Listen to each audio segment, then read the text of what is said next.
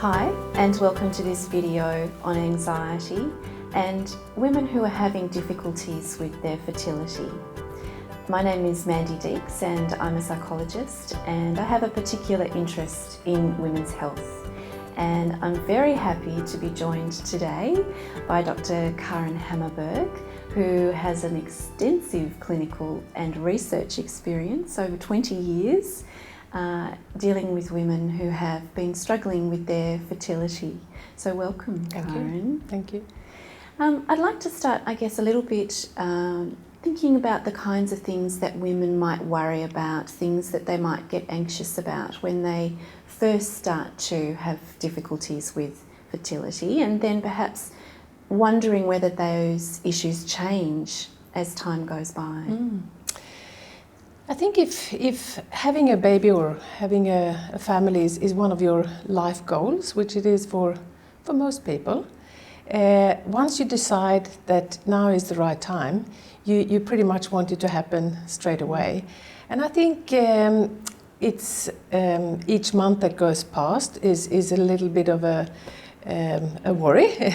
I think we know how to turn off fertility. We take contraception, and I think we expect that once you stop contraception, you turn your fertility on again. Sure. And when you have decided that it's the right time, you really feel ready and you really want it to happen. So if it takes 2 months or 3 months, I think it's part of what people probably expect. But once it starts to drag on to 5, 6, 7 months, and each month that goes past, I think will be an additional concern for women. So that's probably the first thing that they worry about. And it's the unknown. You don't know if it's going to be next month or next year, or if it's going to happen at all. Yes. And that is clearly worrying for women. Yes. And when do you start to see women? How long down the track?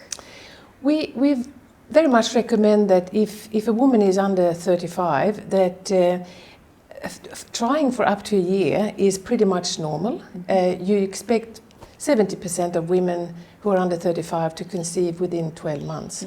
So that amount of time is normal, so to speak. But once women hit 35, fertility really does decline quite rapidly after 35. That's the sad bit for women. And so we don't think it's very wise to wait beyond 6 months. If you're after 35, we think it's very appropriate to seek medical advice after 6 months of trying unsuccessfully. And if a woman is struggling and she's starting to worry and feel lots of anxious type symptoms, just it's starting to impact on her daily life, she's thinking about it all the time, what do you think, or what would you suggest that's helpful for her to do? I think a lot of it depends on your personality. For some people, relieving anxiety is about doing something, being proactive, and saying to yourself, okay, it hasn't happened, 6 months have gone past, I know I'm only 34, but I'm going to go and see a doctor, because now I want to really know what goes on, and I want to start having tests. So that kind of personality is as a person who wants to do something, and that makes you feel better, because you think you're doing something. For other people, it helps a lot to talk to someone. Yes. And to be very connected to someone who understands how you feel and who are prepared to listen. And often it's the partner, but sometimes between partners, one partner deals with things best by doing something or avoiding talking about it, and the other partner might get a lot of satisfaction out of talking and discussing their feelings. So if two partners don't operate on the same kind of level, yes, it's very good to find some other kind of keen listener, someone who's willing to listen and who can take on the kind of grief that you're feeling. Yes, so that they get to let it out, yes, but not feel that they're going over and over it with the same. Yeah, because once you start to think about it and it occupies more and more of your thinking time, it becomes almost self-perpetuating, and I think it's easy to escalate into something that's beyond worry, that's perhaps more of anxiety, and I don't think that's very helpful, and it certainly doesn't make you feel very good. And I know from a lot of the women that I see that often there are very unhelpful things that people in your world can do. There are. What are your thoughts on the unhelpful? Well, I think for someone who's starting to feel anxious about not getting pregnant, it's very unhelpful to tell them to just you relax and you'll see you'll get pregnant. I know someone who adopted and then they got pregnant, and you should go on a holiday or you should scale back your work. None of these things are helpful. And for women who hear those, I think, well-meaning pieces of advice, it's important to take a step back and know and realize that there's nothing in the research that shows that reducing your workload or having more holidays is going to be giving you more of a chance of getting pregnant. And often we forget that there's a whole life going on, don't we? It's sort of, yes. You tend to define yourself as your whole life centres around I'm trying to get pregnant, yes. and then the rest of the world becomes a bit of a blur.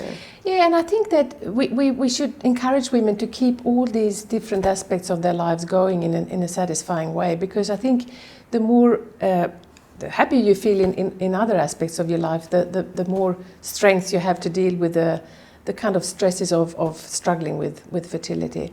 And I guess if you try for 6 months and you start to get a bit worried and then you conceive, all is good. But I guess it's the ones that have to somehow move from just being worried about not conceiving to actually accessing treatment. And once you access treatment, there's another whole set of worries there about the treatment itself and whether it's going to work and how it's going to impact on your relationship and your friends and family. And it's a very big emotional cost involved in having infertility treatment, but a lot of couples go down that track if they don't succeed to conceive spontaneously. But I guess what I'm hearing, your major message is to actually talk about those feelings, not necessarily bottle them up, seek help. And very important, I think. And there are attached to most IVF clinics in Australia, there are very qualified and professional counsellors who have heard it all before, and it is very helpful because they can help give you strategies how to actually deal with the range of stresses and worries that you inevitably confront once you go down the track of treatment. And just figuring out how you can manage it will definitely be helpful. And in that sense, keeping yourself in good shape emotionally is very, very important. Yeah, so there's often a lot you can do for yourself, isn't there? Yep. And that's an important thing to do. And speaking of that, on the website for Jean Hales, we actually have a lot of tools that women can go to and seek further help if they need. There are ways of thinking tools, there are diary records, there's problem-solving skills, so that might be another thing that women might like to do. Well, thank you so much for your time today and your very valuable words of wisdom and advice. And women will very much benefit from the information that you have given today. So if you would like more information, please go to the Jean Hales website and you can look at the tools, you can look at the different causes of anxiety and also the different things that you might like to try. Thank you very much for watching.